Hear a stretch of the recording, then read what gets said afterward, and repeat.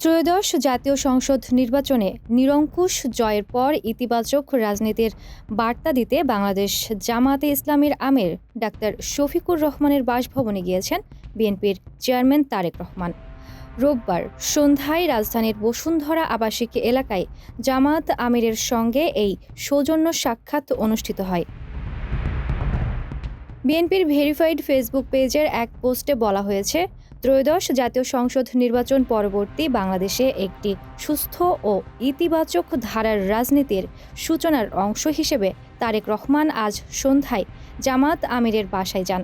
সেখানে দুই দলের শীর্ষ নেতারা দেশের বর্তমান রাজনৈতিক পরিস্থিতি ও ভবিষ্যৎ কর্মপন্থা নিয়ে আলোচনা করেন।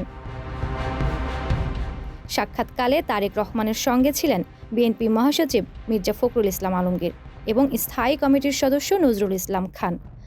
জামায়াতের পক্ষ থেকে উপস্থিত ছিলেন দলের নায়েবে আমির ডাক্তার সৈয়দ আবদুল্লাহ মোহাম্মদ তাহের এবং কেন্দ্রীয় প্রচার বিভাগের প্রধান এহসানুল মাহবুব জুবায়ের। জামায়াত আমিরের সঙ্গে সাক্ষাৎ শেষে তারেক রহমান জাতীয় নাগরিক পার্টির আহ্বায়ক নাহিদ ইসলামের সঙ্গেও সৌজন্য সাক্ষাৎ করেন।